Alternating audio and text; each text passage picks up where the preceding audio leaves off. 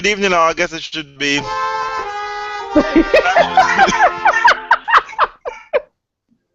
It can be one of those, depends on who's listening. I'm not sure if we get many, Djokovic fans, but, good night, good evening, good day, everyone, and welcome to, this will probably be our penultimate, are we at an orchestra rehearsal? Because I hear a lot of page moving as if we're moving music sheet. I'm getting my liquor ready. Oh, okay, you're getting your liquor ready.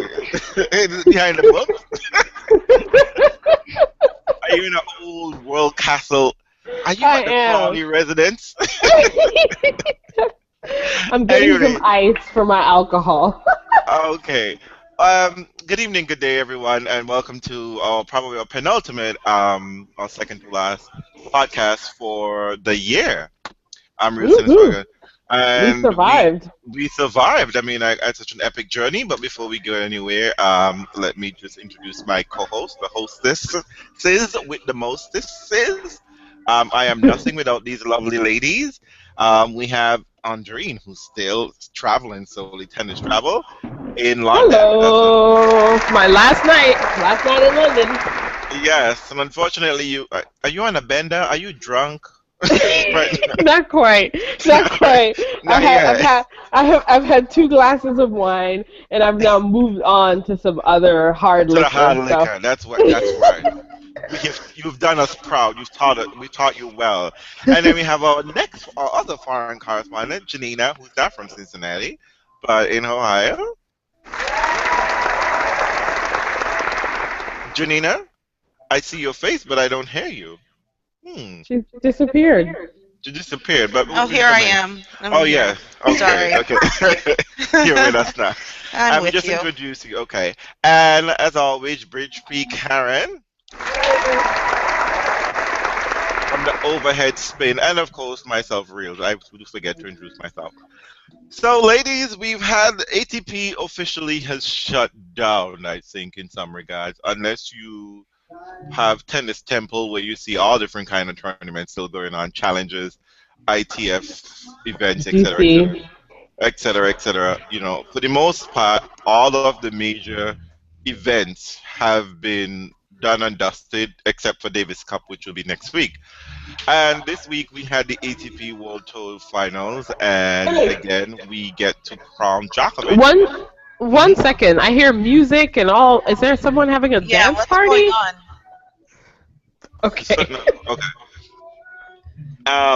Djokovic crowns himself. It's crowned the 4th title in a row, I believe it is, and 5th overall World Tour Final champion, beating Roger Federer 6-3, 6-4, if I'm not mistaken. I don't even care. Brilliant. I didn't even remember. I was there. I didn't even remember. I'm going to adopt the Rafa fans mantra. Who cares about World Tour Finals? That's shade. Yeah. Well, but let's be, for parity's sake, and we are, We'll try. I mean, it is capping off a wonderful year by all measures, particularly as we get that beaten into our heads by his fans. This is his 7th Master Series title, 6 overall, and 7th Masters of the year, 3 majors. And best of three. Oh my God! We will let us honor Djokovic for what he is accomplishing in this moment in time. In the best of 3 era. Yes, and then let's place him in a context. So Djokovic, you're the shit. You're beating everybody. There's only one guy that's beaten you more times than anybody else this year. Give it come close, and it's some 34-year-old guy. We don't even know who that guy is. And he's done nothing. He's done nothing with his life. Yeah. But I will say though, I do love how suddenly we must now honor Djokovic and Federer. We must now honor Federer and Rafa supremely, because now that they're being beaten, we must now pull up all of their great achievements, which we had denied and dismissed previously. However, But you know what? I'm gonna give you. I'm not gonna. No bitterness, Djokovic. You were the best player all year. You won everything that mattered except for the French Open, which has always Thank you, been, Stan. a bit of a cock blocker. Thank you, Stan. I will acknowledge it. I will acknowledge you've had a great season. What is it now? I think in light of how they're ranking seasons, you've had the 5th best season behind 2 of Federer's, 1 of McEnroe's, and somebody else's. So your name is going to go down in history. A Serbian name is going to go down in history, which I assume is very important to you and all of your fans. So congratulations, Novak Djokovic. You've had a wonderful year. No one outside of tennis knows about it, but we we watch tennis, and so we know about it. So you might lose to a horse in the Sports Illustrated cover, but don't feel bad. Serena's losing to a horse too. So is Simone Biles. Don't feel bad. People who are better known than you are losing to a horse. So Exactly. that doesn't mean anything. We know what you've accomplished, and in light of everything that's ever existed, it's about a 6 out of 10. So good luck on that. Done. That's awesome. Well done. done. Serbian devil. Is makes no mind, never minds. What you say? What did he say, Karen? The fact that he's killing the sport, ratings are going down, nobody's tuning in. Yeah, I mean, these are the downside. Sorry. Well, But he's dominant, so we're going to give him that. You're a dominant, unpopular champion, but you're dominant and you're winning. Dominant, so That's all that matters at the end of the day. A win that is a should win. translate into votes. Yeah, it hasn't translated into TV ratings. Hasn't translated into more pop votes for culture mileage, being more across. pop culture. Yeah, except for Yeah. when Serena mentions your name. Or So dances with And you. dances with you. these are the odd things that the ATP is struggling with right now. We have a wonderful champion that is not giving us much mileage. This is the sad news. But nonetheless, let's give you a cheer for winning the World Tour Finals. And Gotta give it to you. Joker, as I like to call you, your fans are in love with you. Right now they no are. denying that you have some super crazy fans. They're great. Before we get into this final, if we visit this final, but I just want to talk about some of the, now that we are here, Andreen, I guess you can talk us through this because you and I have had, I don't want to say fierce debate, but we've had, Some fierce debates. I've called you names. You can call me out. You can call me out. You've used adjectives. You didn't use pronouns. You used adjectives. You didn't use nouns, I should say, rather. And we've had, and this is something that has been, what I loved about it is that something that we've discussed here within the podcast, speaking about being a fan experience when you're live at the event, as you are. Yeah. You basically went almost every day to London World Tour Championship, as opposed to being at watching the event from a television set. With my computer in this case. Don't worry. It's not an illegal stream this time, people. It's legit. Straight up legit this time. Thank you, my hostesses with the Moses hooked me up for my birthday. But anyway, you had a ball of a time, I can imagine. You can tell us about the other days you went there, and guess we can talk about, what happened as a result. Yeah, I think one of the interesting things about tennis is that, as always, I think for our podcast, we always encourage a live, real experience. And so it really is very different to see the tennis live. And maybe there's a little bit of a kind of self-fulfilling prophecy happening where you've paid the money, so you better damn well convince yourself you've enjoyed you've enjoyed yourself. I don't think I get it blown out here.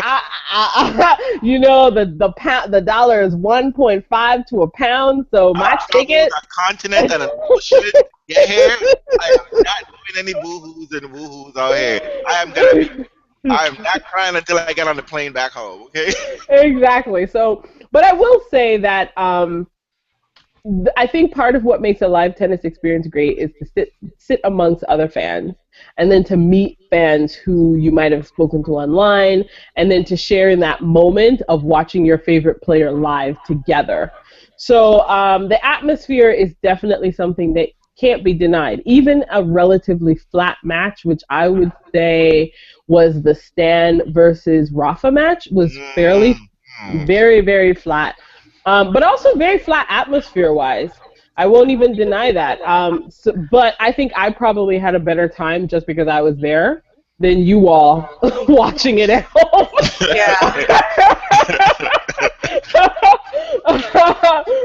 Because the crowd was really trying to get it going, and it just never really got off the ground. And I feel, it's weird because I feel in a strange way that match was symptomatic of everything that was both right and wrong with the ATP this year.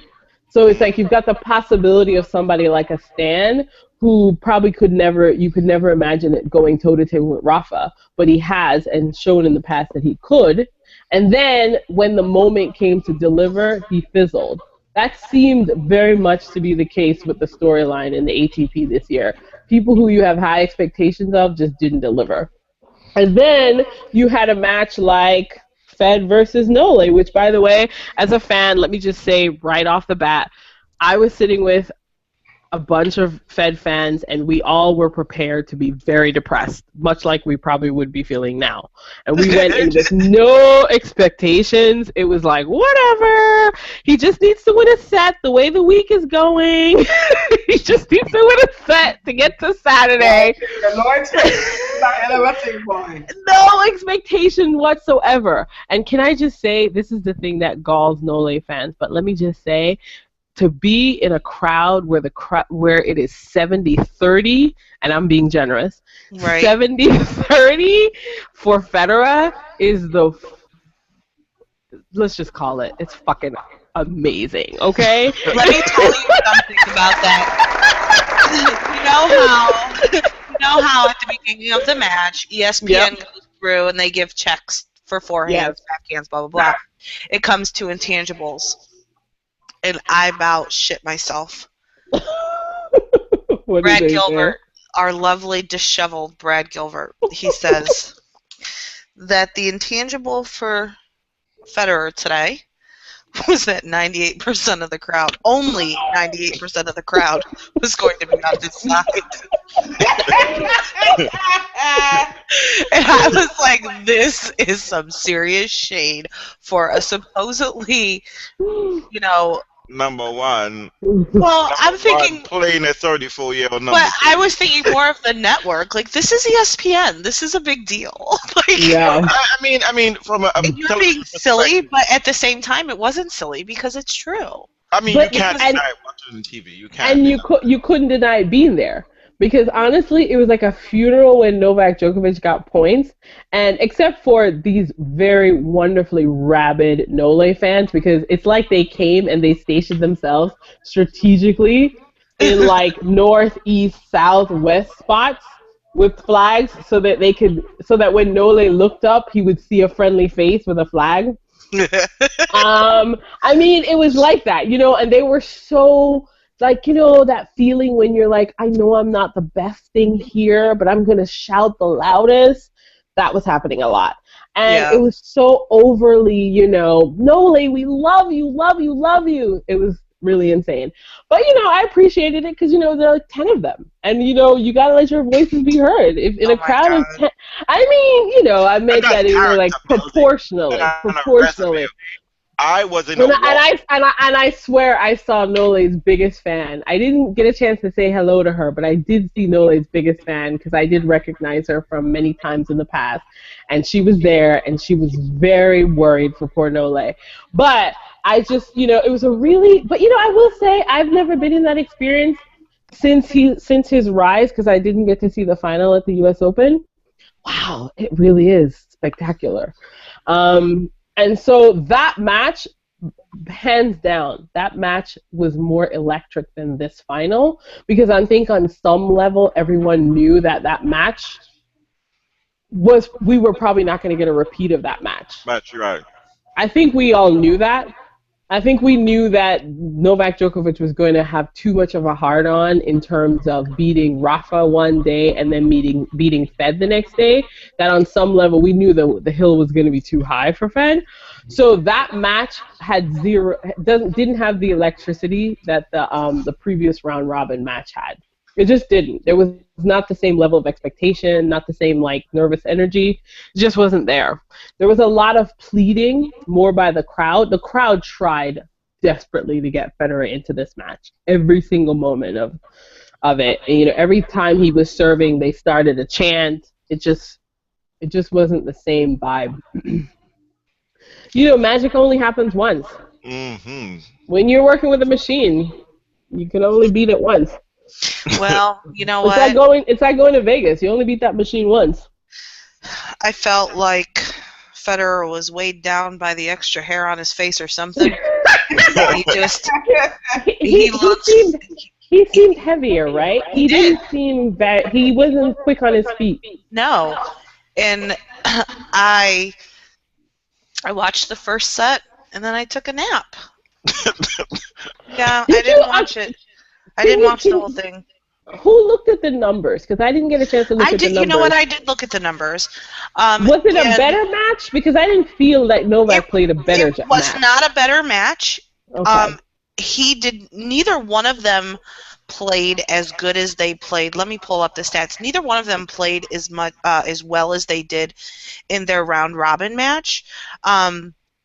You know, like serving wise, both of them in their round robin match were serving in the 70th percentile, low 70s, I think it was. Today, it was Federer 64% and Djokovic 66%. So, you know, that wasn't as good. It just wasn't as good. Neither one of them played. But Djokovic's second serve was better, way better. Djokovic's second serve, his second serve points won was 84%, where Federer's were 43%. But let's not forget, really, where Federer kicked ass in that round robin match was in that second set first serve. Yeah, the break category. Yeah. But yeah, I mean, overall, when you look at the numbers, it wasn't a better match. It wasn't as high of a quality of play from either player. No. And I don't know. It really, there were plenty of moments where Federer had chances to get that first set back on serve, and you thought maybe it was going to happen, but everything just seemed flat. Both of them. He wasn't that sharp. On Tuesday, it was, I think, Federer was so crisp and so sharp that today it was noticeably different. Like, he was, like, I really felt he was a step slower today. I just didn't feel like everything was on. Like, I felt, sadly, I felt like I was watching Stan play. You know how Stan has one of those matches where he's just not on? He wasn't on. The tennis TV commentators felt that, you know, they even commented that even Djokovic wasn't even. They felt he was rather conservative, that he wasn't pulling out the stuff that he needed, that he usually would. And I just felt Federer was, you know, like his reaction time a little slower, like he just couldn't. He wasn't constructing the points as he was the last time around. Yeah, he wasn't clear. He wasn't clear as to exactly what it is he wanted to do. It seemed like he was caught between like three minds out here. I mean, we all said we wanted to see him play differently than he did in the round robin match because, you know, you can't bring the same thing to the table twice in a row against Novak.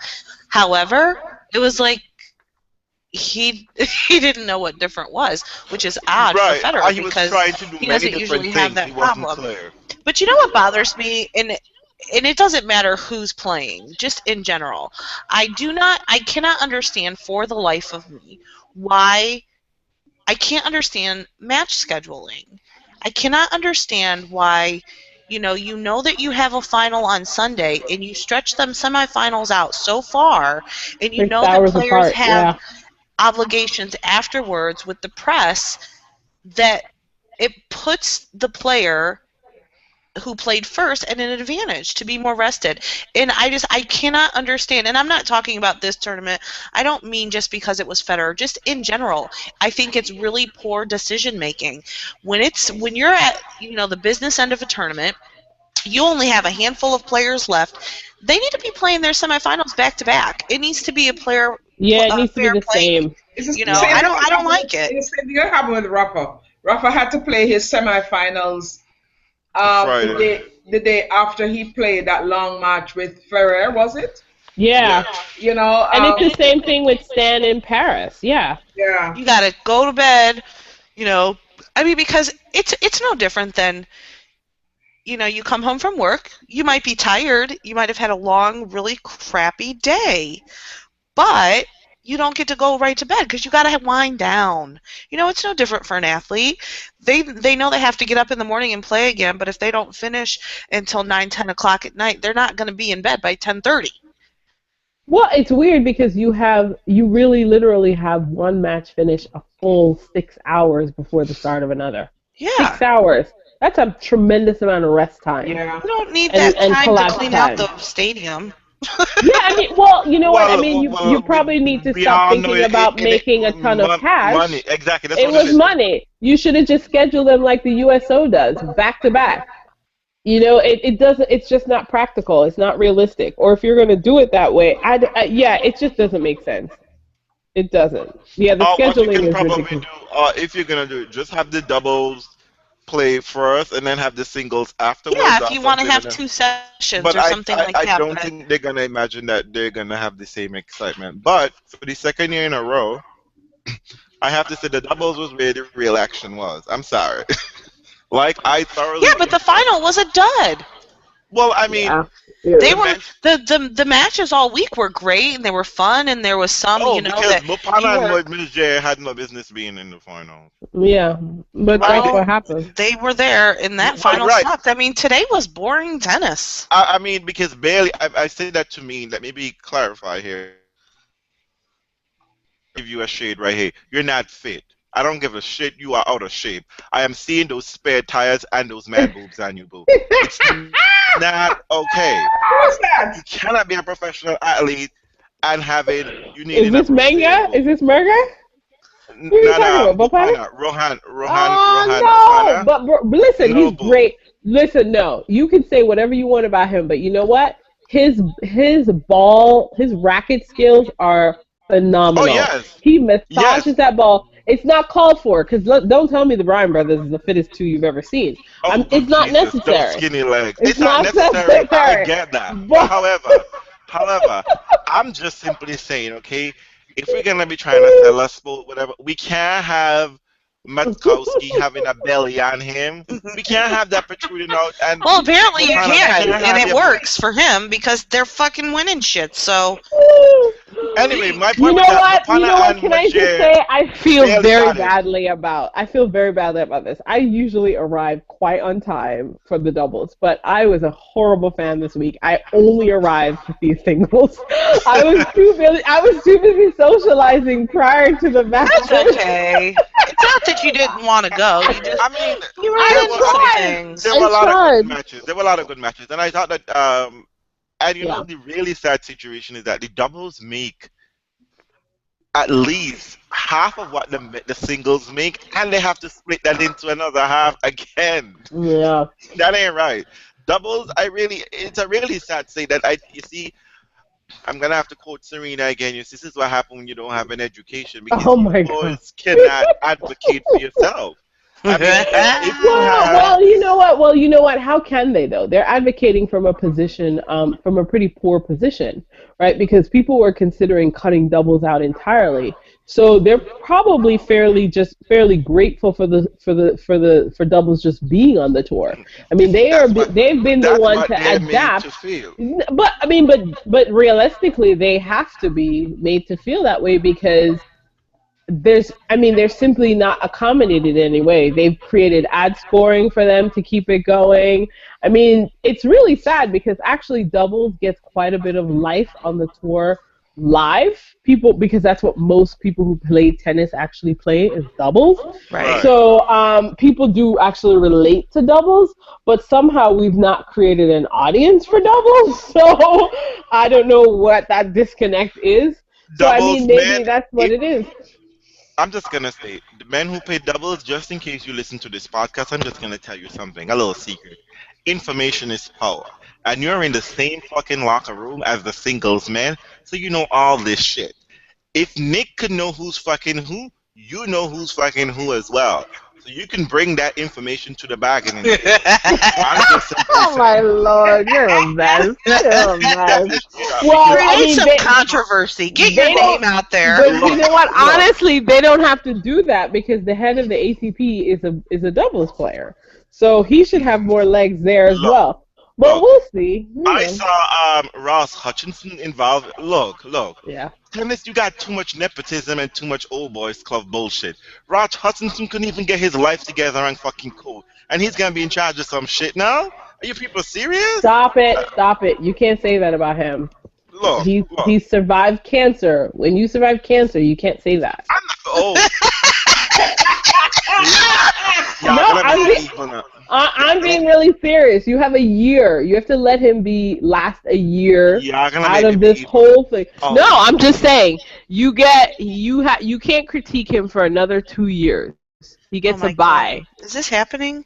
It's just real. Like, you can't say that. So Okay. you're gonna have to give him a Alright. bye for a year, and you're gonna have to believe that he's connected and knows the players, and that he's got the player's best interest at heart, and you get to evaluate him for a year from now. But you can't say anything about him yet. Okay? Yes, Anyways, ma'am.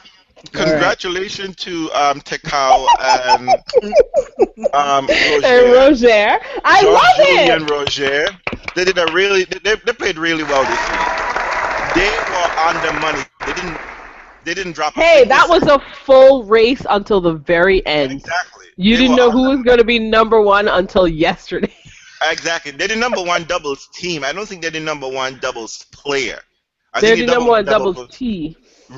team. Right. The number Yes. one number doubles player I think remains Marcelo Mello, which he's Yeah, kind of so L. His name is El Giraffa as I love the it. giraffe. Mm-hmm. What? Yeah, he's really tall. He's about as. Do I think Kevin Anderson might be a little bit taller than he is, and definitely Isner is taller than him.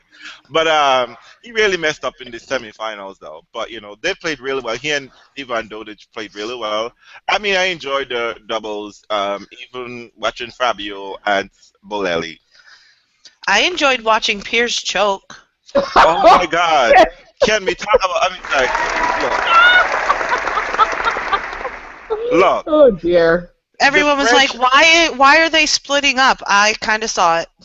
Look, you see, I mean, I'm of two minds here. Who's leading the split? Who's leading I don't the know. split? Of course, Jamie is trying to act like he got his brother's juice. His No, brother ain't Pierre. even- No, we're talking about Pierre and Mahut. No. No. Piers and, Piers Is that and Murray? Murray. Murray. No, I'm I not- thought you said you enjoyed seeing Herbert. You enjoyed seeing Herbert. No. Choke. Piers. Oh, Piers. Oh, Piers. And I was Oh, about Piers to say- choked as well. I'm sorry. Oh, I thought it was. God. I thought the other. I I was thought the about to say- Frenchies. I'm sorry. I thought we were on the Frenchies. I Sorry. was The about to Frenchies say were that. choking too. I was about to say it was their choke cannot get any more epic unless they were French.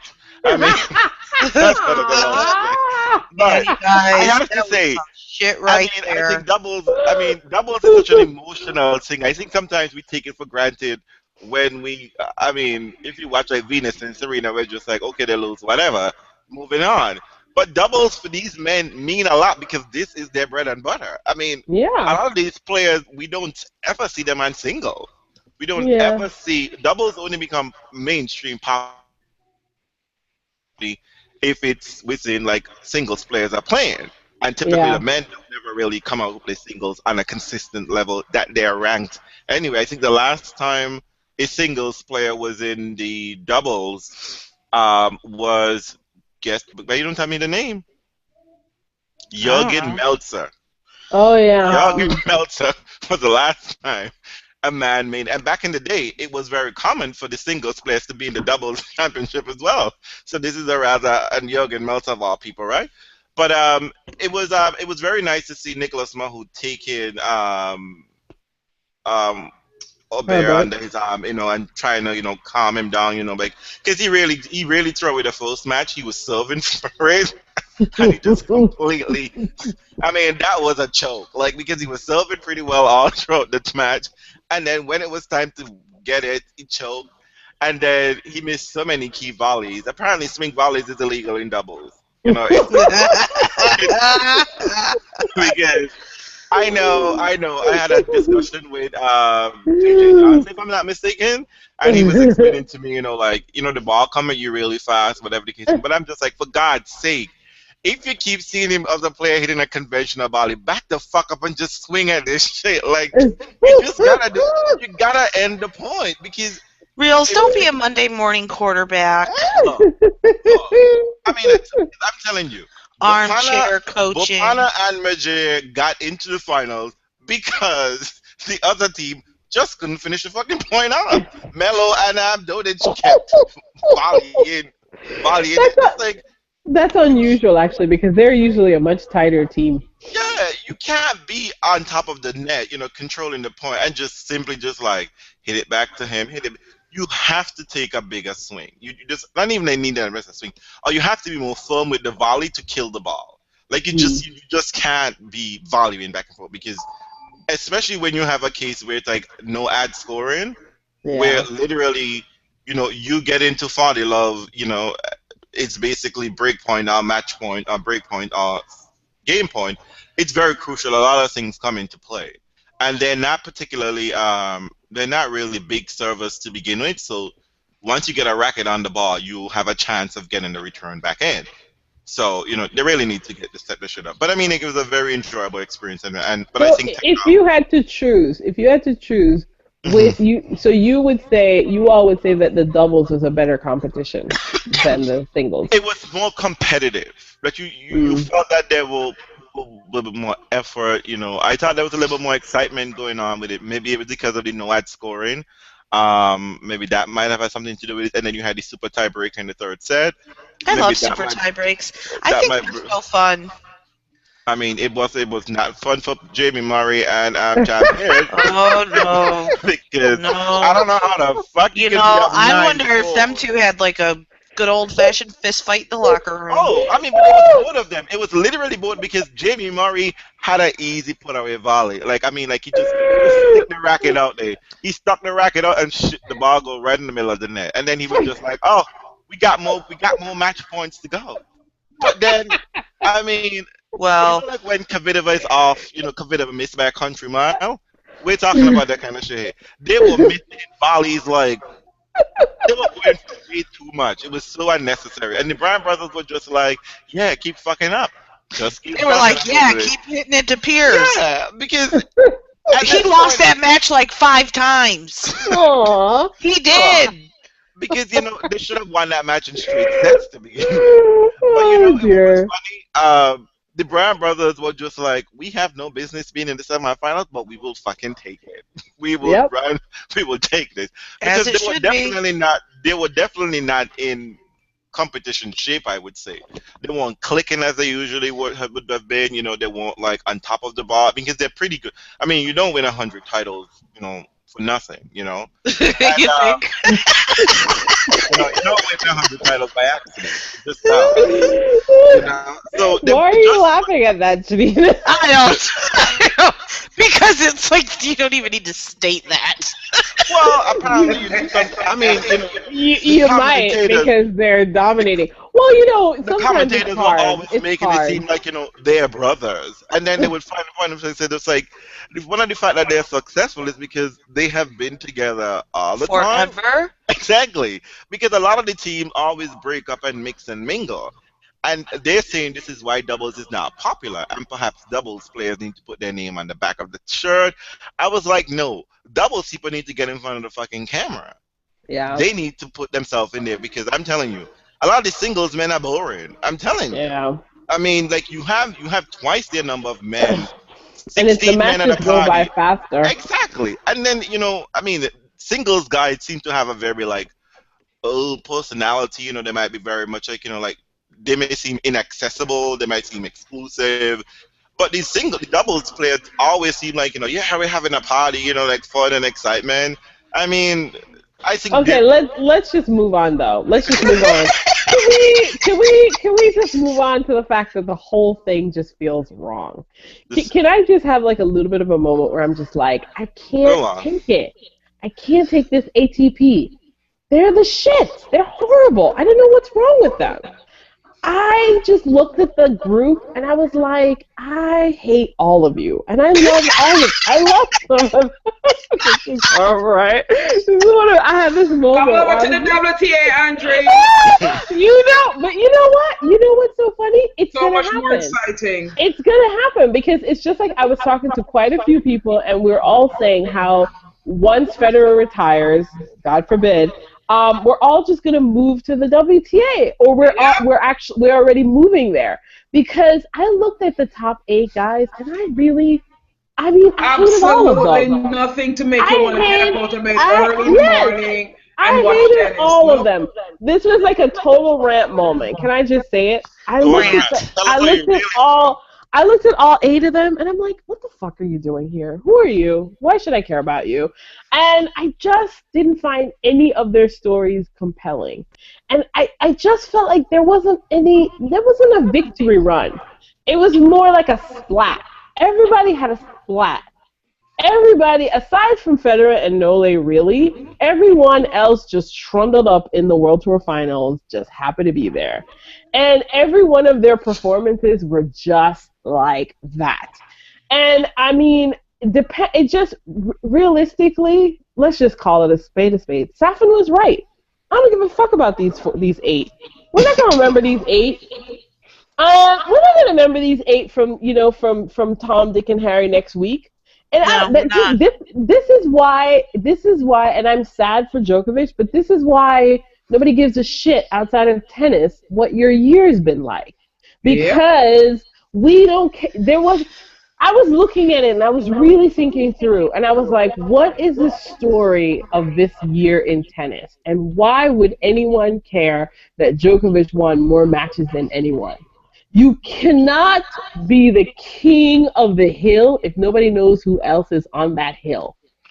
Honest to goodness, it would have been a more compelling story, not because he's my favorite, but it's more of a compelling story if Federer had knocked off Wimbledon and the US Open, because we know who he is. Yeah. And there was a story around it. We could have said this guy fought hard and bloody, bloody, bloody.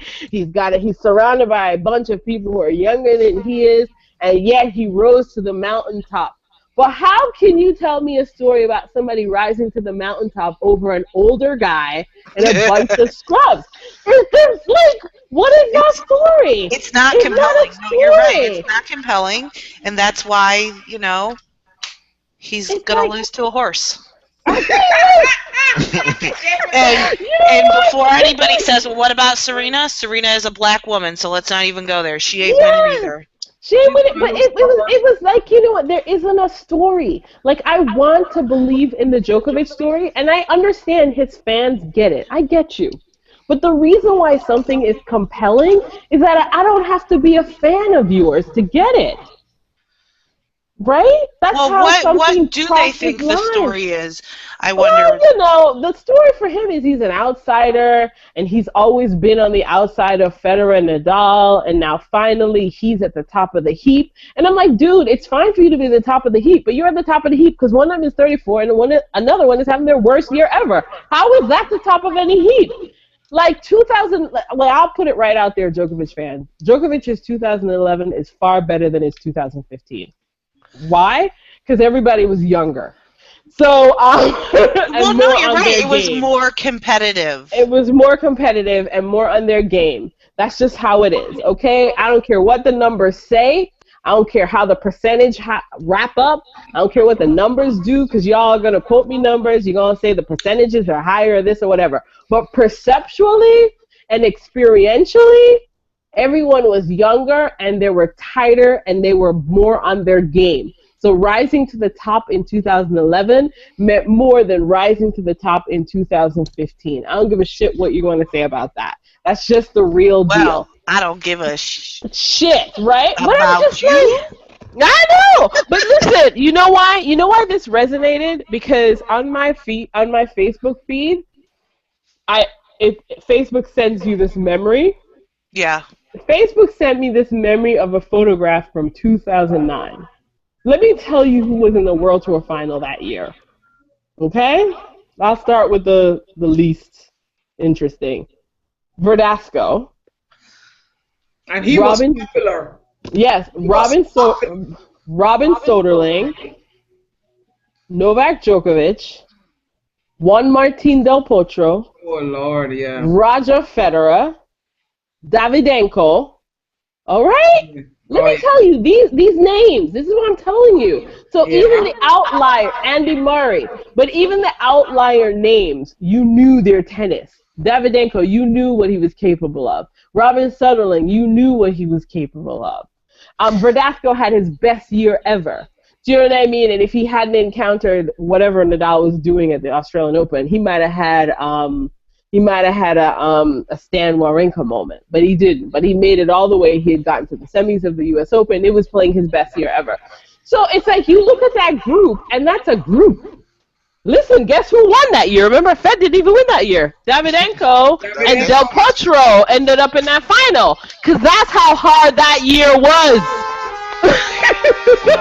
People, ain't nothing fucking like 2009.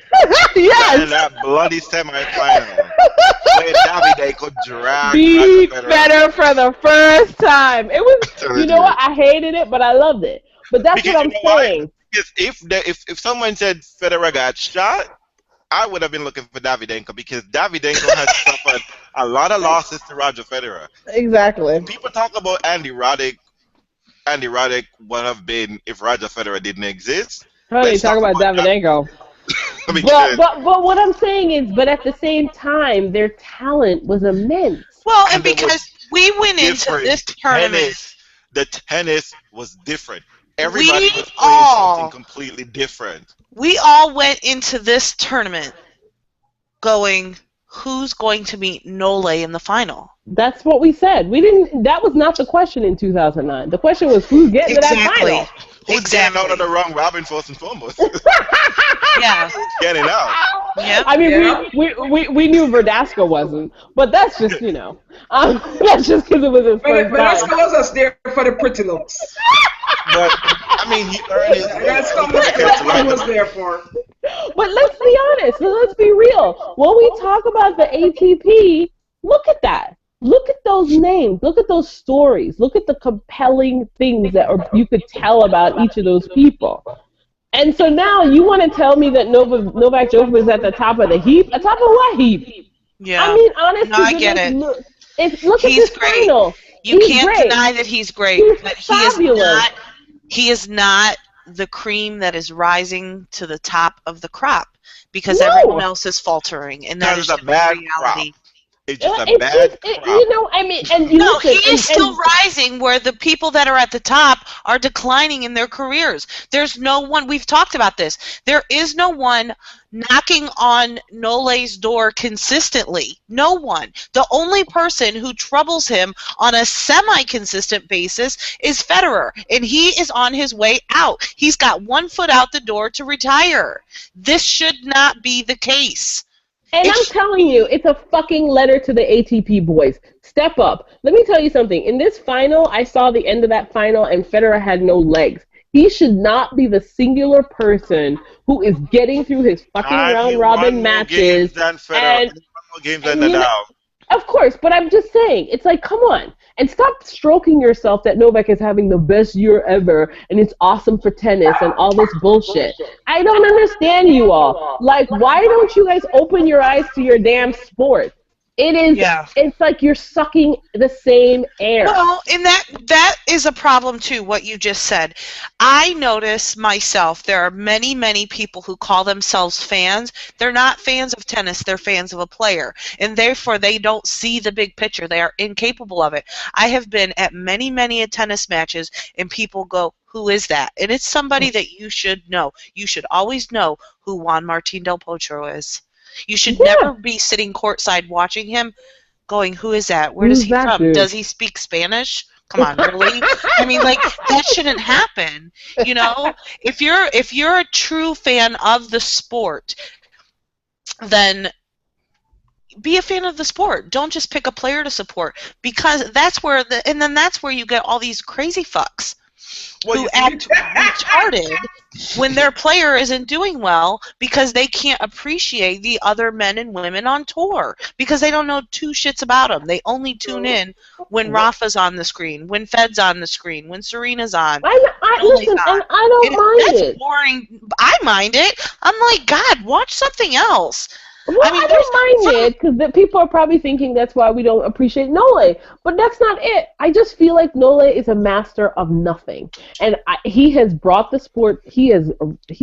I don't know. He's like ahead of a sport that is symbolically empty, and that's why for him it doesn't mean anything. Everyone beneath him has zilch personality, and zilch.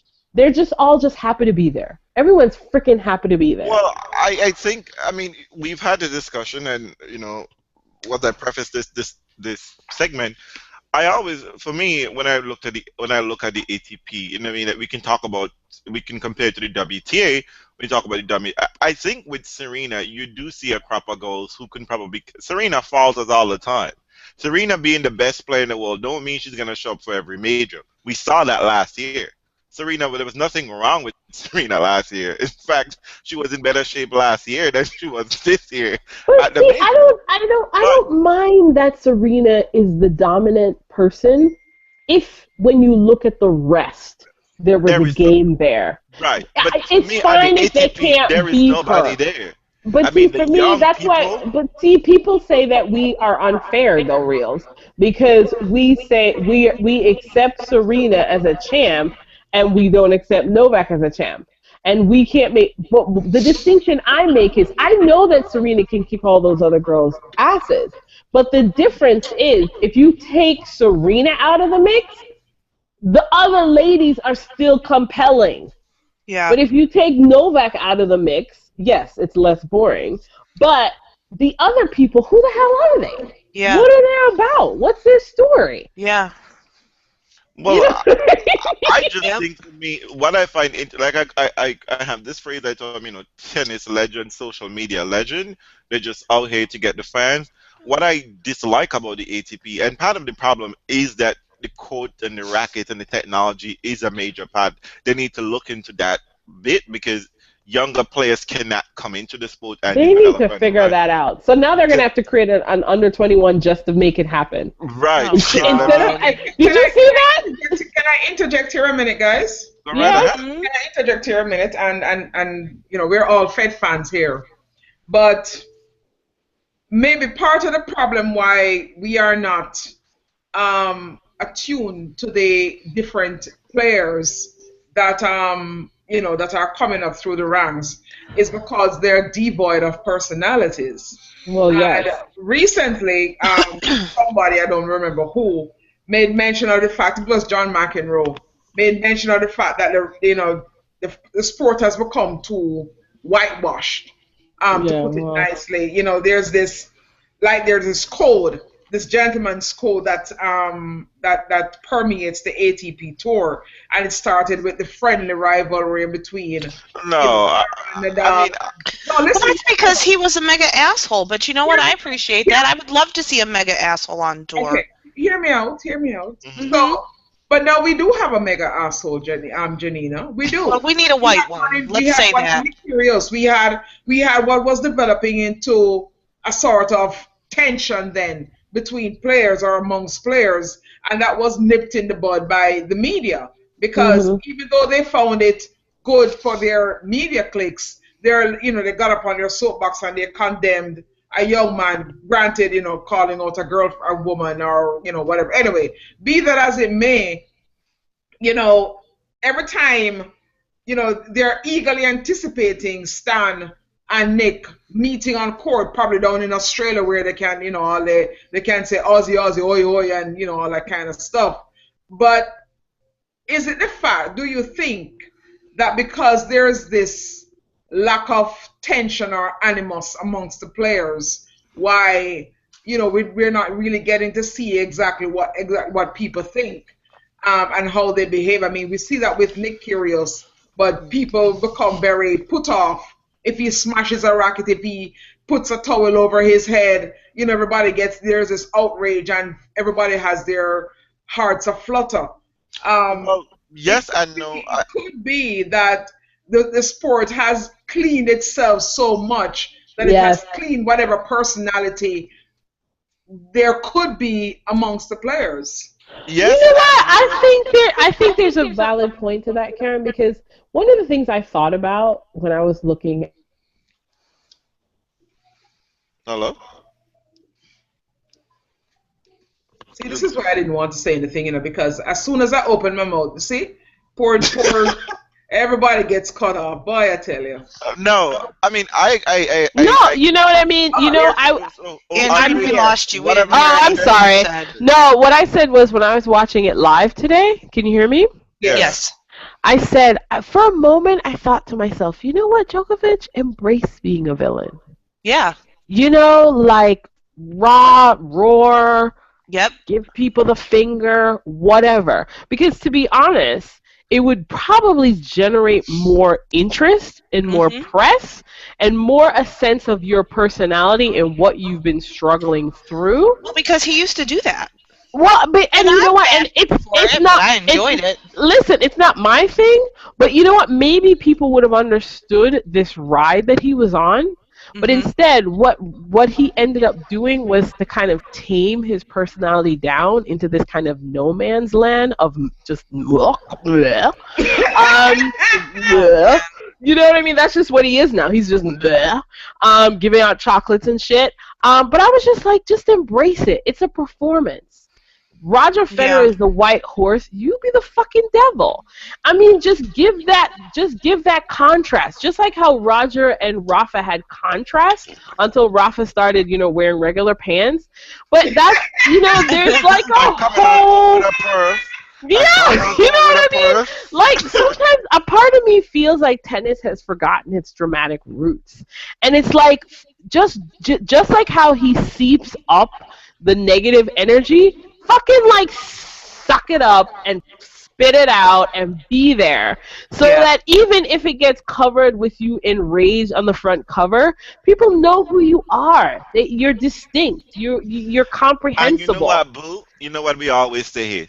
Winning covers a multitude of sins. Exactly. Nobody cares. The ATP would protect you because you're just winning. But it's like, it's weird because in a certain way he has diluted himself so much into this sort of vanilla bleh, that you just look at him and it's like, stop trying to be fed. You're not fed. There's a fed spot. It's been occupied. Exactly. Do the other thing. You know what I mean? Let Nick do the other thing. Yes, like, ugh. I just felt like the whole time I was watching, I wanted everybody to unleash. But what we really have to say is that, really and truly, is that the other people just not playing decent enough tennis to even be memorable. They're not even winning anything. Yes. I mean, because if Nole has won 6 Masters Series, people, that means that a lot of people didn't win shit. You know what I mean? I mean, and let's be fair here. The titles are being decided amongst the same set of people. Three people. And it all depends on who shows up that week. Exactly. Yep. This is not even about personality, really, for me. For me, it's just about, like, I just see a whole bunch of people who just just be like, you know what? I make a $10,000 a week on average. I mean, you know what? I am good for salary increases rather than performance. Yeah. What it is that they keep I am because, really good with this performance. it's become a job. It's no longer about accomplishing anything of note. It's about just collecting a paycheck so you can send your wife on shopping sprees and stuff like that. That's what it has become, and nobody gives a shit about growing the sport. When was the last time you heard the world #1 says, I want to leave the sport better than I found it? Oh, for God's sake. It's not about growing the sport or seeing what you can do. It's about promoting yourself and looking out for me, I blame tennis for this too, right? I blame tennis organizers because I think tennis organizers have allowed too many MBAs to write up in their sport and tell them how they should be doing shit and analytics and all this fucking bullshit. Yes, it's soulless. SAP, WT with your little iPad bullshit and code. Fuck that shit. Okay? Y'all just need to tell the girls to go out there and win shit. and just All play right, hard. no, this week we're going to focus on the men. Get some personality. Decide who you're going to be out there and bring it. Bring a little bit of performance I to don't yourself. care if you're Do boring it. as fuck. All I want you to do is show up there and don't let no they run their ass up like ragged every fucking week. Thomas Burdage, I don't care. You can be dumb as fuck and just look sexy. For God's sake, motherfucker. No, like, at the You know very what?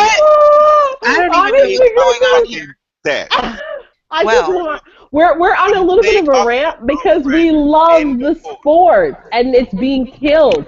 And you know what? The reason why it's being killed and it's going to be beaten by a horse.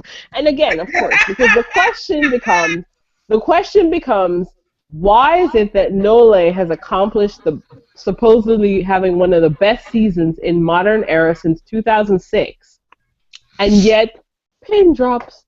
Nobody knows. Drops. Nobody knows. Nobody Why knows does what he's done. nobody Nobody know? Why does knows. nobody know?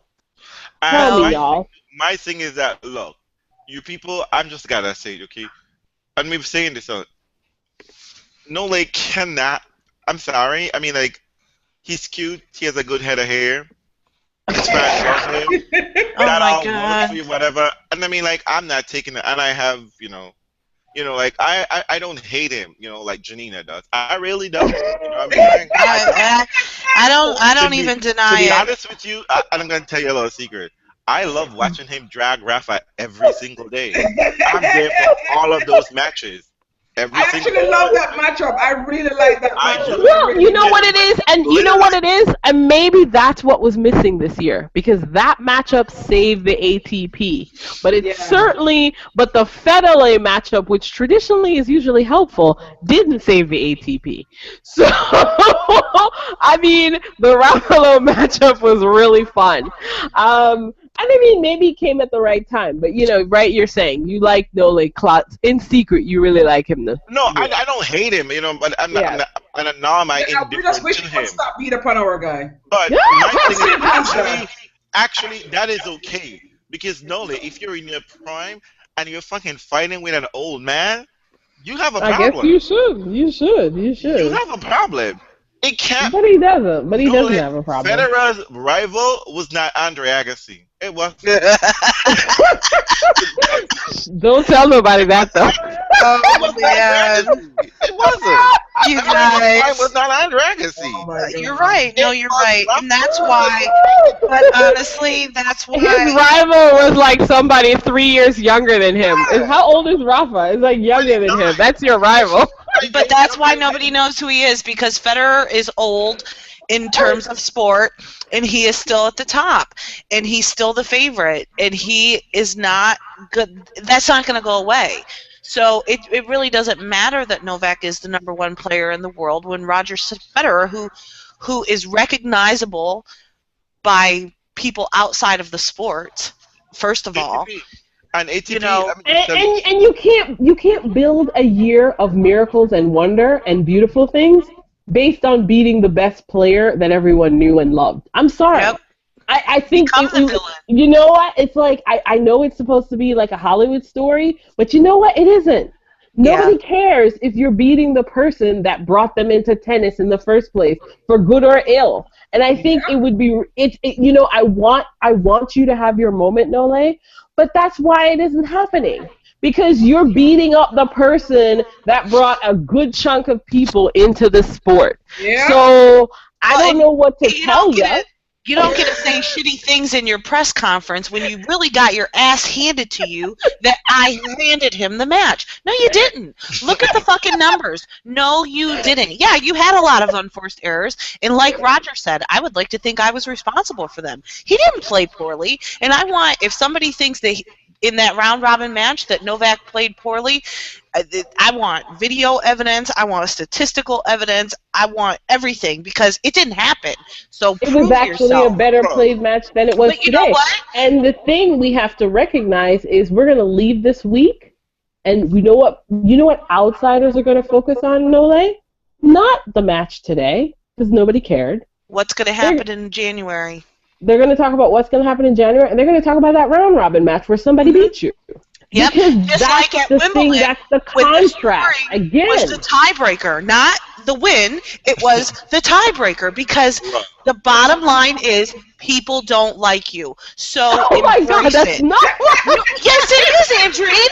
It is. It doesn't sound very nice and it's not pretty. But people don't. He isn't loved like Federer. He that's is one never, thing. ever, ever gonna Again. be on court with Roger Federer, and people are gonna be mostly focused on That is- Djokovic. It's that not is- happening. Well, you know what? Isn't Where that might happen. But you know what? Isn't there a sports metaphor about like a basketball team that I think who was it? Wasn't it the Chicago Bulls? Was it the Chicago Bulls? Some team embraced their villainy and took Detroit it. Pistons during the Pistons, right? Probably Detroit during the era of Yeah. Michael Jordan. They were the Yes, bad boys they of were the ba- basketball. I think, Yes. and I think that that to me is the story. Yeah. If Novak Djokovic had, and if the ATP had helped to craft this story, they could have crafted a story about the most hated tennis player emerging at the top of the sport, and then the louder the boos, the better it is. I mean, I'm just saying, like, it's part of it is also a performance, right? And if you had sort of like keyed into that element, we could have ridden your villainy all the way to the end. And it would have been sort of an interesting affair. Not that Federer would have won. People wouldn't have entered the match going, ooh, could Federer win this match? We would have entered the match going, how many games will he allow Federer? And you know what I mean? Like, and it's a different way of telling a tale, but it's still a tale. You know what I mean? Yeah. No, there is something inherently wrong when the losing player is more interesting than the winning player. Look, I'm just simply saying, I hear everyone of y'all with, the personality-wise, but for me, I'm just going on with performance, okay? I just cannot get on the Nola bandwagon when you're standing on a man in a wheelchair. I just can't get behind that. Okay, listen to me. I mean, let's be fair here. And let's be 100. I'm gonna take Roger Federer out of the conversation because unlike people like to talk about, tennis was not invented in 2011. I know. When Pete Sampras was king of the castle, Yes. he was beating Michael Chang. He was beating Andre Agassi. He was beating his contemporaries. And there was a whole bunch. Todd Martin couldn't even get into the conversation because you know what? There was just too many. He was beating Jim Courier. When Andre Agassi was on top of the castle, he was beating his contemporaries and he was beating the young people. Okay? He was beating a rising star. Federer will tell you, I had trouble beating Tim Henman when I was younger. I had trouble beating Andre Agassi. And then he got his shit together, and then he put these old people away. He sent them packing.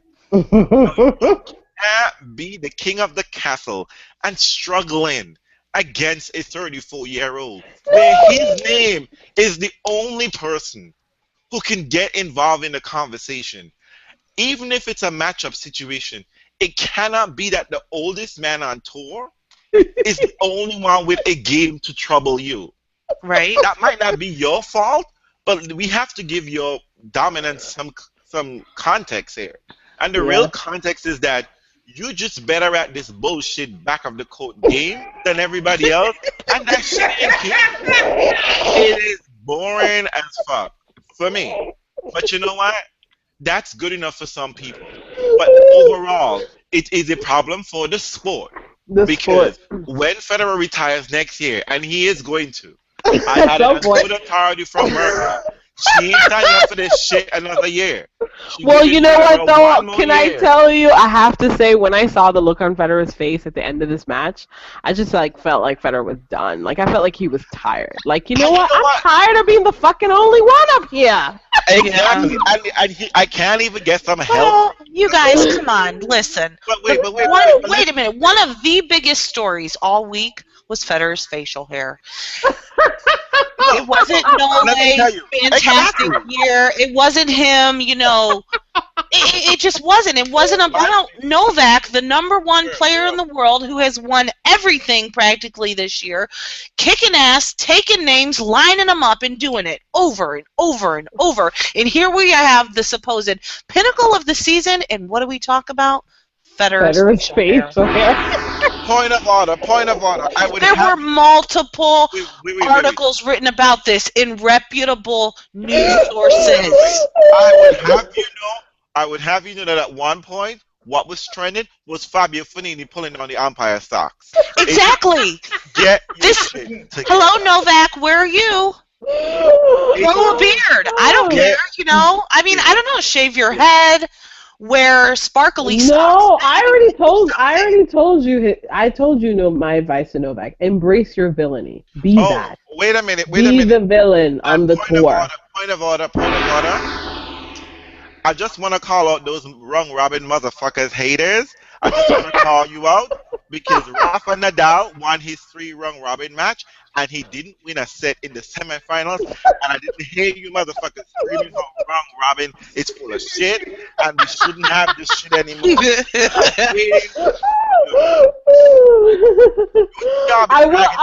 But you know what? I will say though.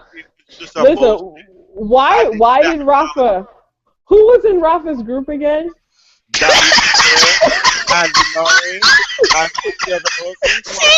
that's a problem in itself. Who was it? It's not like it was 10 months ago. It was yesterday. Let me just say, you know what? I'm all about the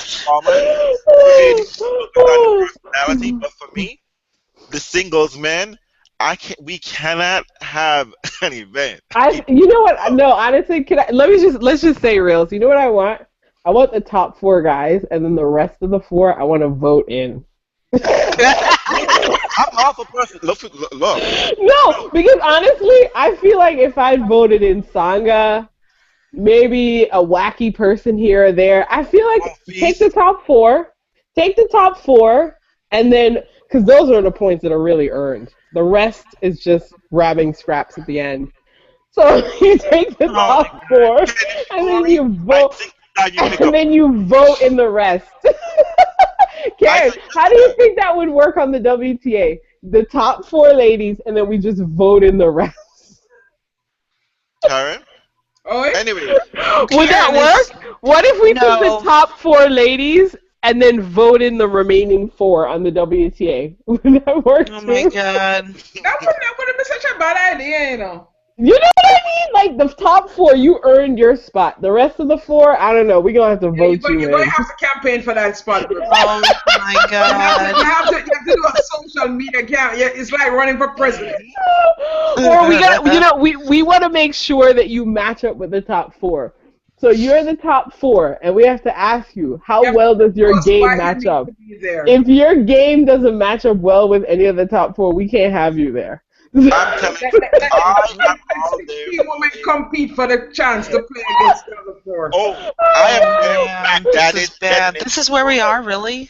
Moving on, ladies. We're trying to make tennis more entertaining. No, we're trying to go with interesting formulas because I think the top 8 formula is not working, and so now we've just kind of slapped our head against a wall with the ATP right now. But so I saw news that we're thinking of doing an under 21 tournament for the men because we can't get the young ones to compete in the major leagues as well.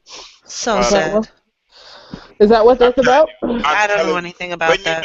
When your #1 coach won Wimbledon twice, 17 and 18, trying to have this conversation when tennis is built on teenagers. Yeah, ATP. Yeah.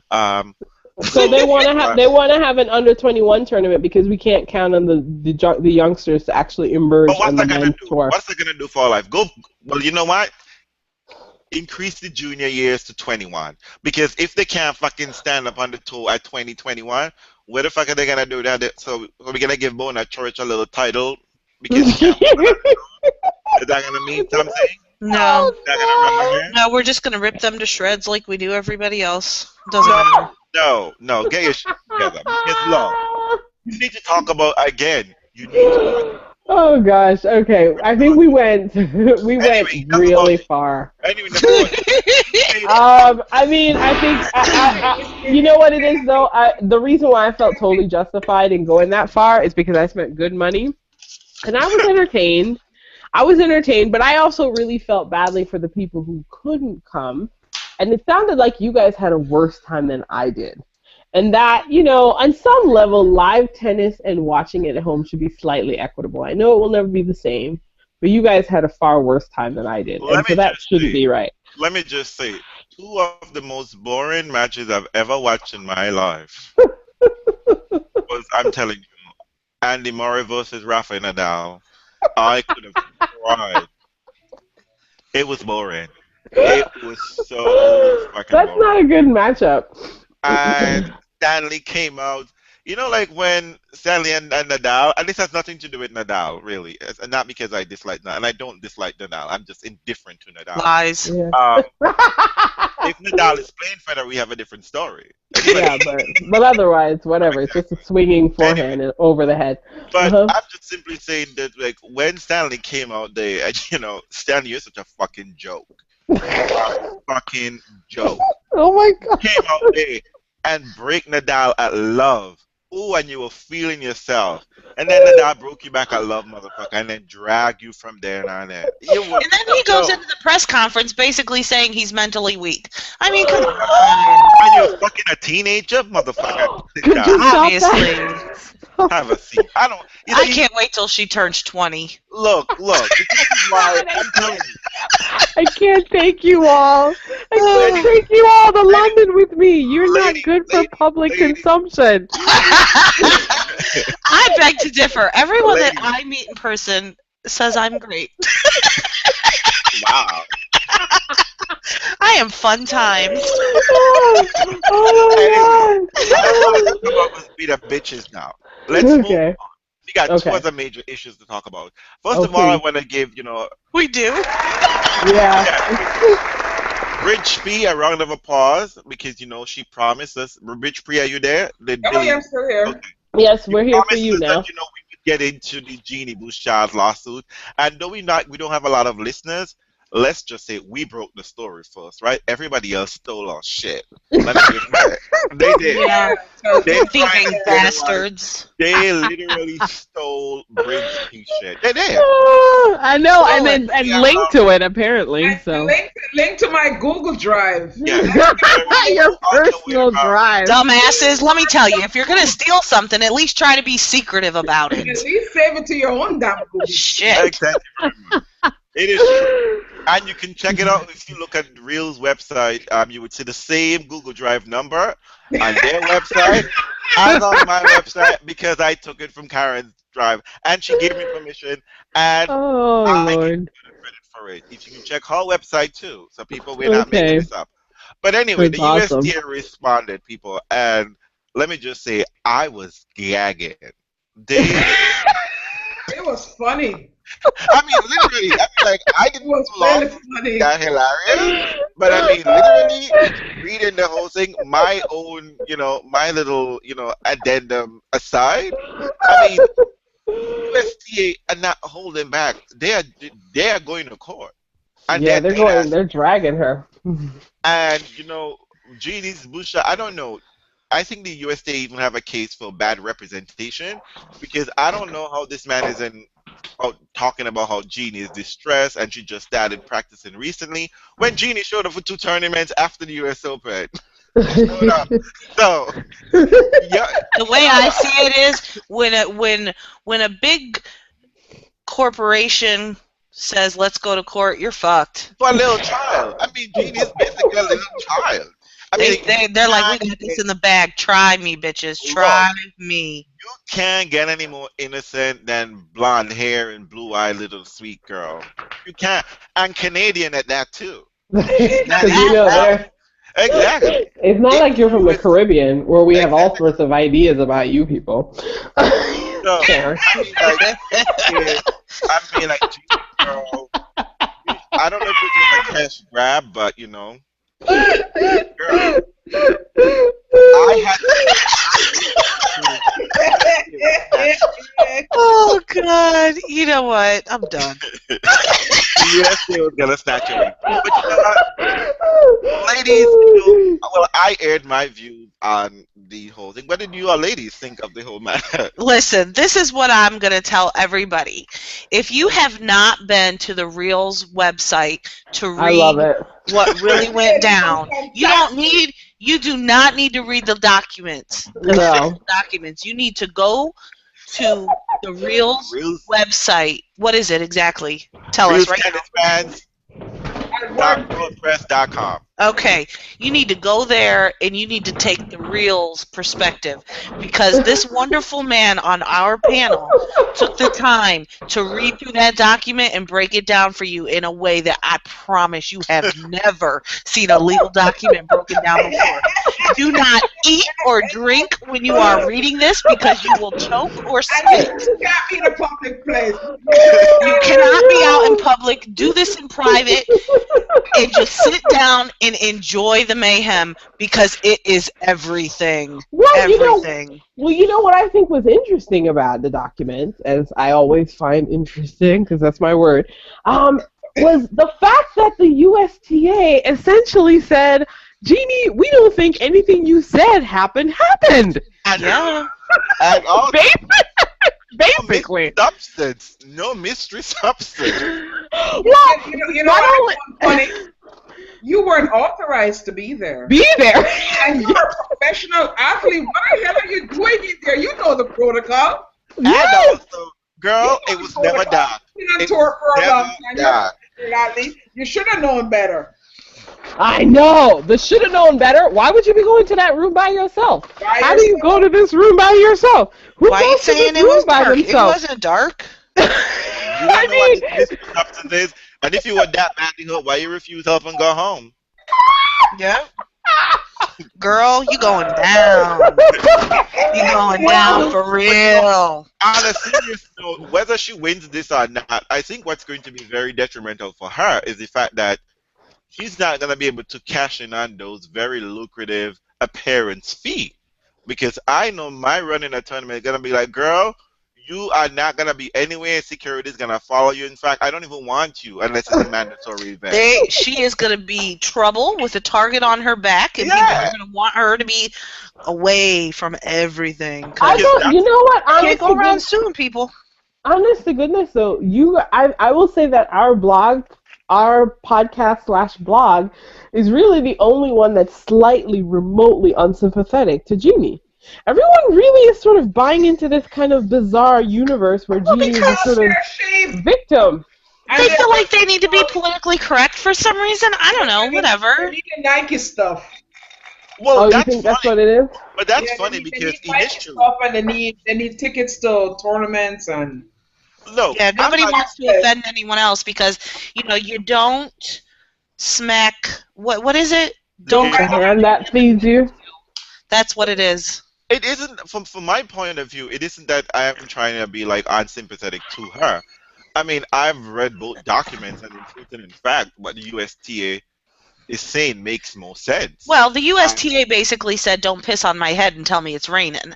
That's what they said. Exactly, and I mean, like, if they raised all the questions that we wondered, which is why you someplace in the dark, and why you by yourself? Yeah. And why are you showing up for Beijing and playing a tournament if you have a concussion? And why are you going out to baseball games and basketball games and tweeting shit on your page? Yeah, that tells you don't get us to be that a you're having sexy a good Mario character if you're hurt. Exactly, because the way you made it sound is that you were halfway between being like physically impaired, like some serious, and like being in a wheelchair. So I don't know where you. You're putting everybody in wheelchairs tonight. I know. Federer was in a wheelchair, and suddenly Genie's in a wheelchair. Well, she was supposed to be in a wheelchair, girl. You don't watch those ambulance chases, girl. You needed a collar. You needed a wheelchair. Maybe that's what Genie did wrong.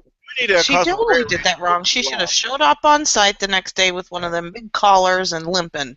No. Oh, don't leave that place unless you left in an ambulance, okay? That was how you're gonna get shit going.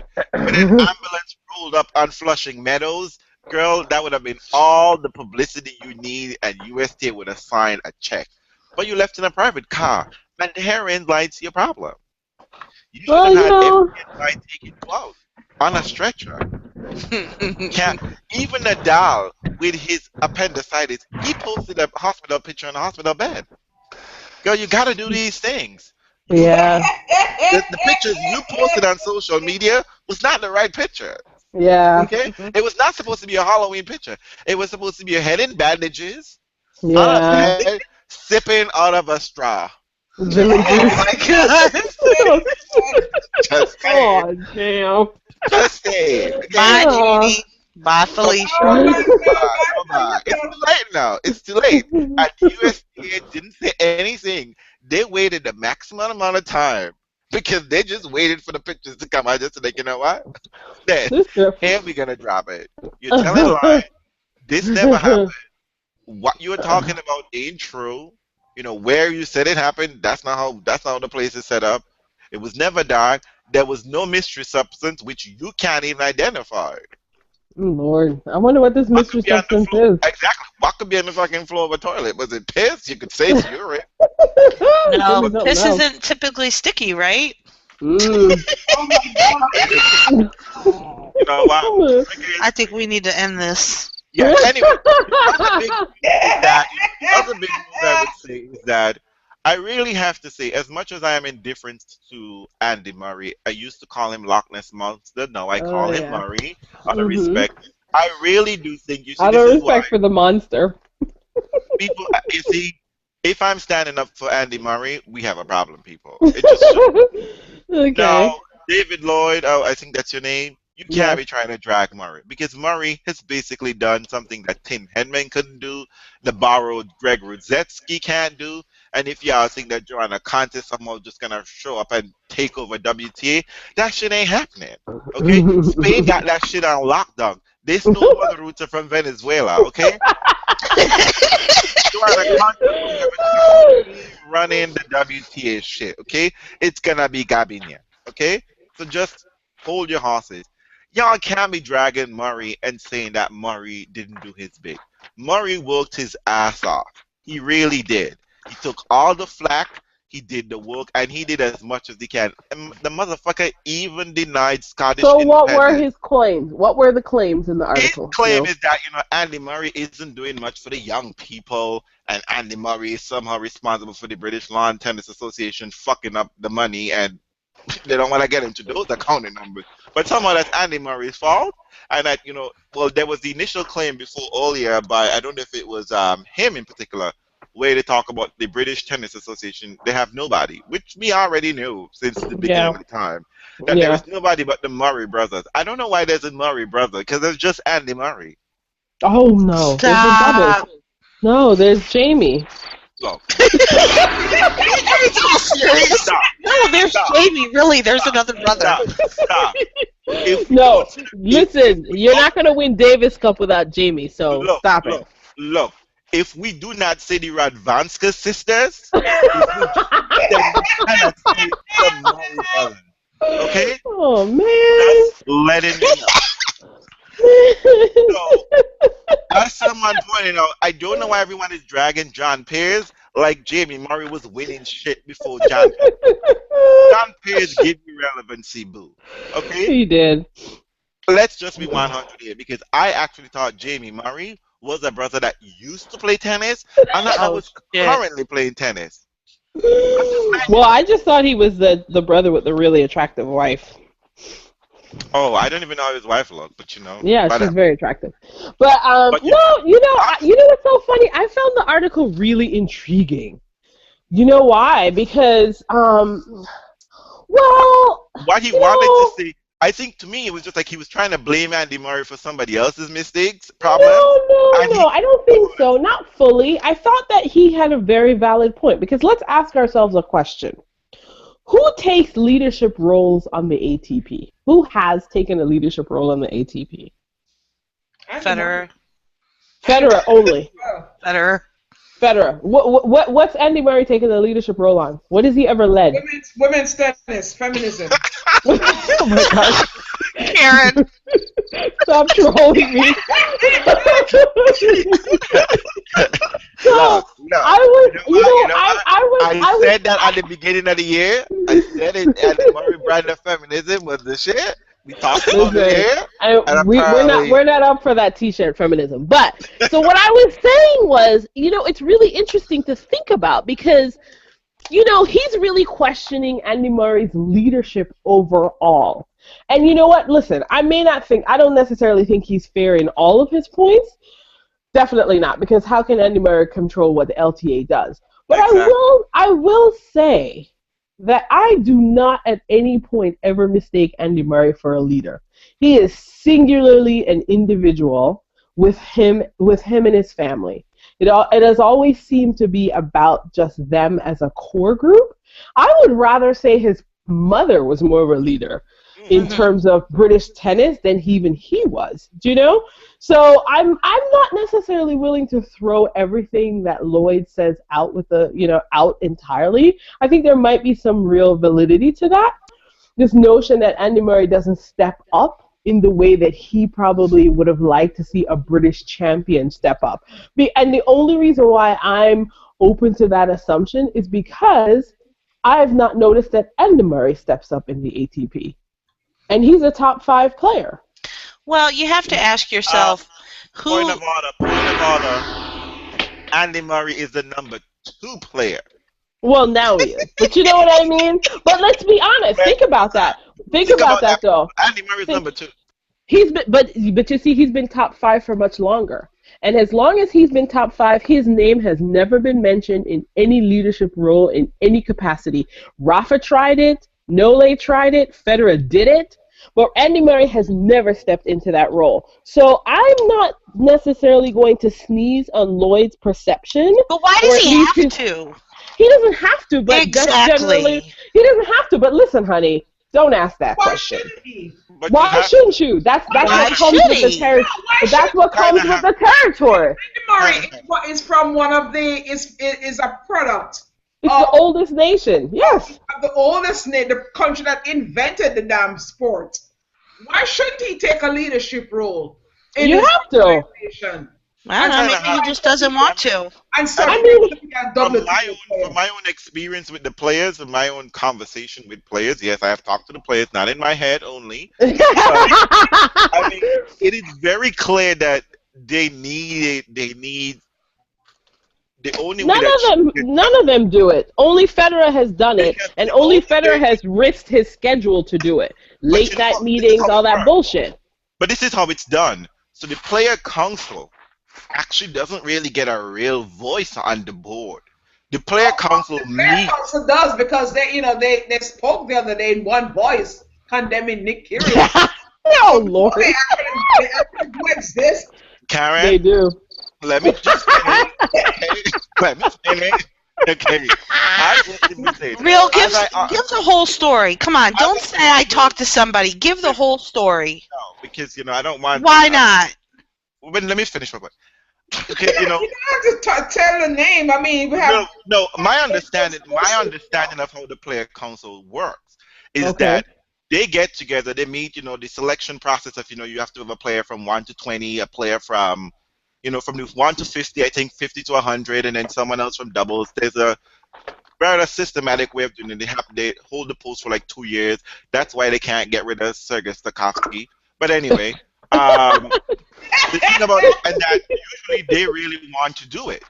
So then it's not like these player council are sitting at the table with the ATP board. No. No, they make proposals, right? They make a letter and give it to somebody on the board who then goes and advocates for them. So that's why you need a top-ranked player to really be able to do anything, to have any legs. Exactly, because when Roger Federer spoke, that meant thing. Yeah. So that's why the question becomes, who's the next legacy? Is it Andy Murray or is it Djokovic? I mean, well, maybe we don't want Djokovic to speak, but I'm just saying that, shit. No, but I was just saying, you know what? When Mr. Lloyd made his point, I was like, well, I don't know what personally goes on there, but if I were to judge Andy Murray by his performance on the ATP side, I don't see leadership there. So maybe there's a fair point. I'm not saying that's 100% the case, but I'm just saying maybe there's something. Maybe there's something there. To some extent, yes, but I mean, like, I don't. I mean, the only other side of it's like blaming. But unfortunately, though, it's like blaming Roddick for the USTA's spending of money. I mean, on that side, I didn't really get that. But he wasn't making that claim about Andy Murray, though. He was just making that claim in general about LTA leadership. And you kind of need to be like, you have to talk about yourself. You can't look at Andy Murray, why there are no other British players out there trying to do the goddamn thing. It's not his fault. It really is not his fault. I mean, he does. I'm sure I see all the people lining up for Wimbledon tickets and shouting Andy Murray's name. So if he can't get you out to pick up the racket and play tennis, I don't know what the fuck else he can do. But try to win. He's getting another drink. No, I am. I did. How did you know? I hear the ice. Listen, this conversation needed ice. I don't know. Like, I mean, okay, I didn't read the article, so I'm just going by what you guys are talking about and throwing in my own 2 cents. However, tell me, what is it that they want him to do? I mean, like... Well, one point the article makes is that they don't think that Andy Murray, he didn't think Mr. Lloyd, who apparently creates different tennis centers, or used to lead the Davis Cup team apparently, but his contention is that first of all the LTA is just spending a lot of money ridiculously. Like they spent $40 million to build a tennis center, and he says he's built tennis centers and it cost 10. Where'd the rest $30 million go? We can all ask those questions for the USTA. So nobody's sleeping on that question. I think the part that got everybody else in a tizzy was when he said that Andy Murray hadn't been an effective enough role model and hadn't taken on that role fully.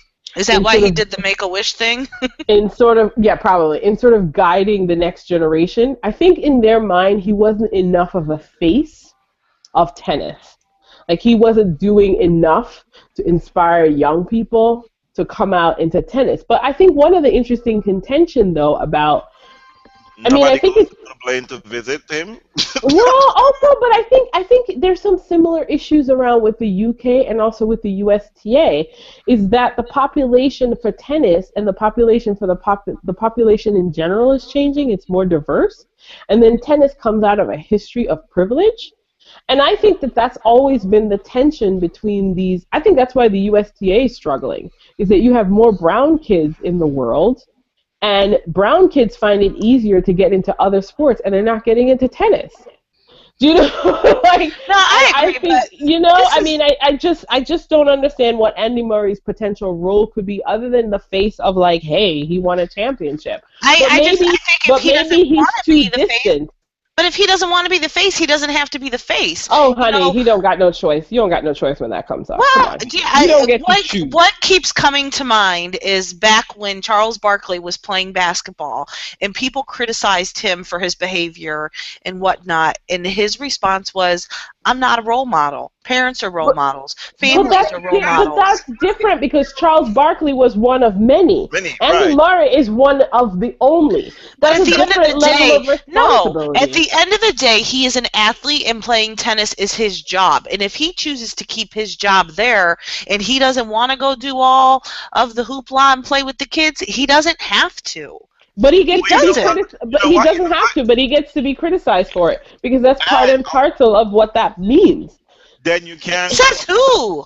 But you know. Because, honey, listen. That's how you grow the sport. That's why people went to China. That's why Federer and all of those other people schlucked their way all the way to China to help grow the sport. Your job is to grow your sport. Your sport is not like basketball where it happens around every block.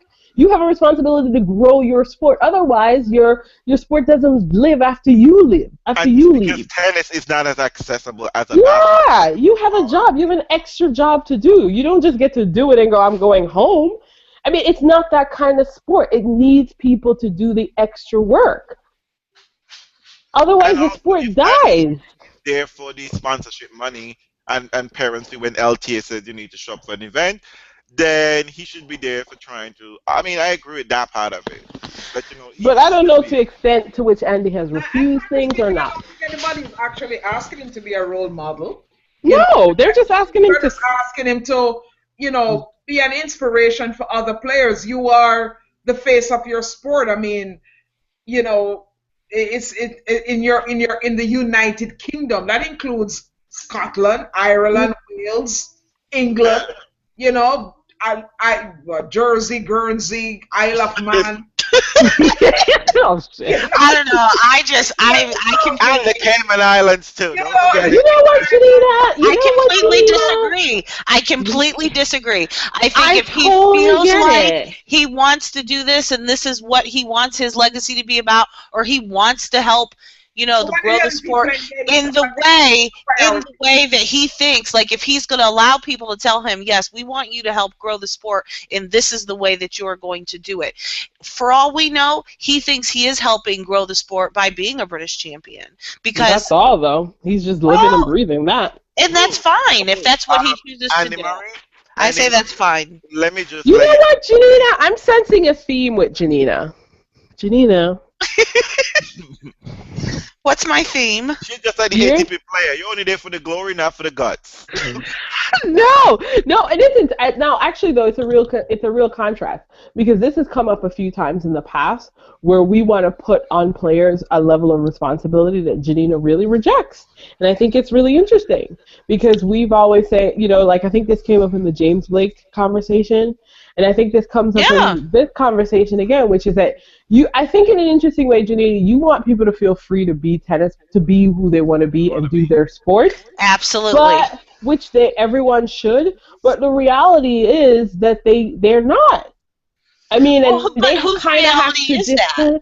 No, it is. The reality is you have a role. You have one. Whether you choose it or you don't choose it, you've chosen. That's the thing. You have a default. You can't. That's the sad thing about it is he might say he doesn't want to be just like Barkley said he didn't want to be a role model. He didn't choose it, but he was for many. And whether he wanted it or not, it's given to you, and what you do with it is what you do with it. And that's the sad thing. Sometimes your choice is to do nothing, and I think that's okay, and that's my point. I really think that's okay. I really do. If he doesn't want to go and do all that stuff, I don't think he has to do it.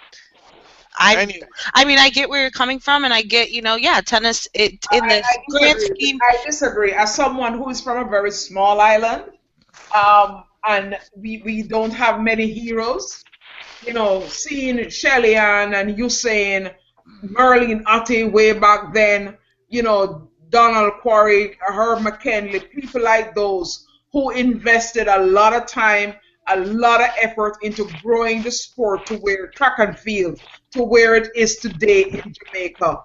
When you have risen to the top of any organization, whether you're an athlete or you are a doctor in a pediatric hospital and you're a neurosurgeon and everything, I think you have a responsibility to your fellow man.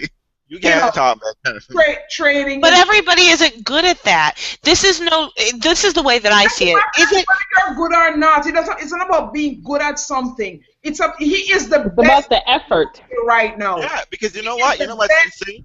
Tennis player that the United Kingdom has probably ever produced in 77 years or 78 years. Yeah. Ever since that fella won Wimbledon. Okay. Fred Perry. He's the best since Fred Perry. Okay, he has a sense of responsibility to all those other people in the Isle of Man and Guernsey to say, you know what, you can be the best at whatever you want to be. How hard because is they that? support him. It's not hard. It's not you know what? Serena does it. Venus does it. It's not hard. Sharapova does it. Every other athlete does it. You kind of have to because, in other sports, like how hard is it? I mean, he gets upon his soapbox and defends feminism like anybody gives a shit. Oh my Lord. But I mean, Karen, you talked about track and field, and I just have to say that track and field is not as popular as it used to be. And here you have Usain Bolt from Jamaica, and he's winning, and he's going all over the world. Usain Bolt gave Nadal his French Open trophy last time around, I think it was. Yeah, I remember that. I was like, Yeah. who's this? Yeah, exactly. So you kind of have to grow the sport. And I I mean, like, guess I just wonder and it what, doesn't even take much effort. You just have but to show up, smile. what What is do you? are we putting all of our eggs into one basket? Are we saying that one person said Andy Murray's not doing shit and therefore he must not be doing shit? No, Because no, I don't no, feel no, like no, We're no, just no. we're just talking about, you know, What, I whether the didn't read the article, so I don't know. But I'm just disagreeing with you on the premise that Andy Murray should have a sense of responsibility. Okay, this was the article. The article contended that many people have come out and said Andy. Actually, many people haven't actually come out and denied it. They've simply said that what Andy Murray does is fine, Right, which exactly. is actually what's interesting. No one has denied. No one has made any other sort of opposite claim that Andy Murray goes above and beyond or whatever. They haven't said any of that. They've simply said that what Andy Murray does for his sport is enough. They've said him competing under the British flag is enough. Him competing for Davis Cup is enough. They haven't really even argued against any of those points. I mean, they've also said that Lloyd is like a spoiled brat or whatever. So there's clearly a lot of inside drama. But I'm just open to the contention because obviously nobody denies that the LTA also is spending money weirdly. So if we're all willing to believe that aspect of it, why can't we be open to the other aspect of his claim, which is his perception at the time, and he worked closely with Andy Murray, that Andy Murray hadn't done enough. And so my question was, I didn't say that Andy Murray wasn't doing enough. I'm just saying that I've only seen Andy Murray in one other context, and it's been on the ATP Tour, and I haven't seen him step up as a leader there. So I just extrapolated that it might be possible that there might be some truth to Lloyd's claim, because I haven't seen him led. I mean, I just did a quick search, and it looks like he's pretty involved in charities. And when you're involved in charities, you are promoting your sport, and you are talking about, you know, you're putting your face out there. So maybe he is being not for tennis, though. Not for tennis, though. I think that's that's the guy's point. It's not for tennis. It's not for tennis. That's what Lloyd was talking about. Well, he does like some sports aid and sports relief stuff. Ladies.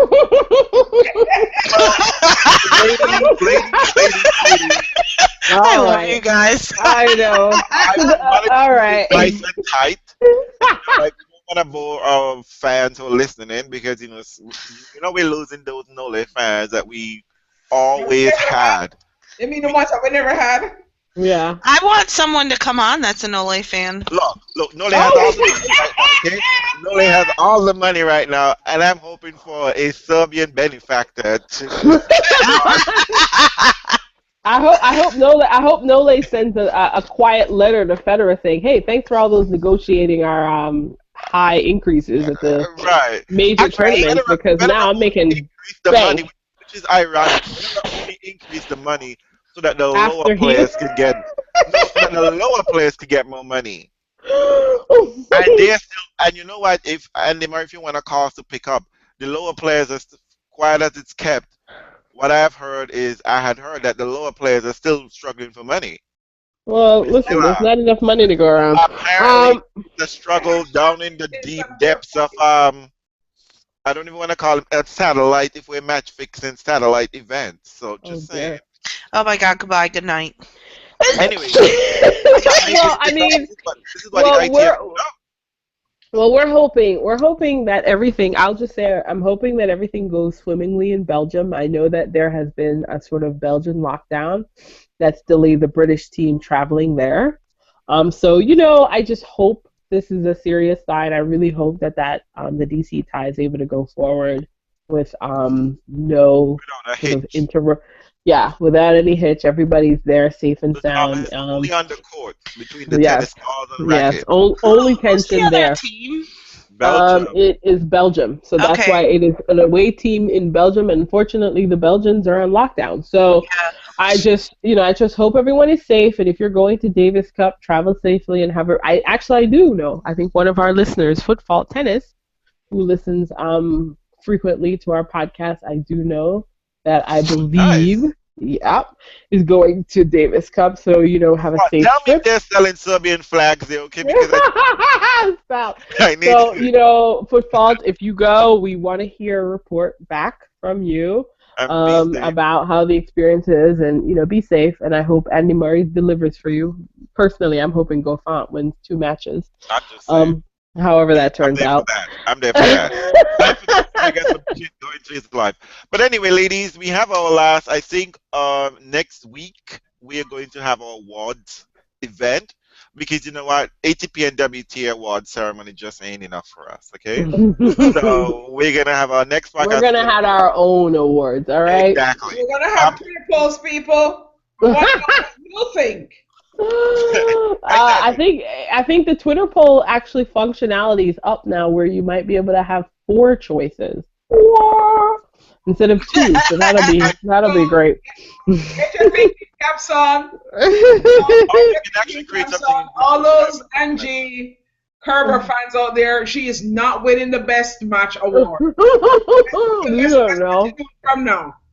As a matter of You fact, don't the know. epic matches, there will be no open category for that. For sure. We are picking the epic matches, okay? None of this Nadal, Djokovic, beatdown, French Open madness. None of that. Okay? Yeah. So An thank you epic for match has listening, to as go. always. We're gonna have Vulture Awards. We're gonna have WTF Awards. Sexy, What do you best think? wedding. We're gonna do it all. We're gonna do it Oh all. my god. Best Twitter beefs, which I love. Exactly. So take care of y'all. Yes, exactly. And don't forget to comment below and spread the word that this podcast exists, and to that Serbian benefactor, I would put Janina on muzzle. One Serbian devil. Comment. You're bringing in the money. Okay? And a final. Life, we have ad space for you, okay? Oh, stop We it. got ad And space for you. final congratulations to Novak Djokovic Yes. for beating Roger Federer, the 34-year-old father of 4, in an hour and 30 minutes. Push the old man out of a wheelchair. Don't let anyone take it on you. That was a straight set push. And you looked really properly tired doing it. So there you go. And you So congratulations. good. You look damn good. Do it. Night. Kiss that trophy. Thank you very much, fans. Enjoy.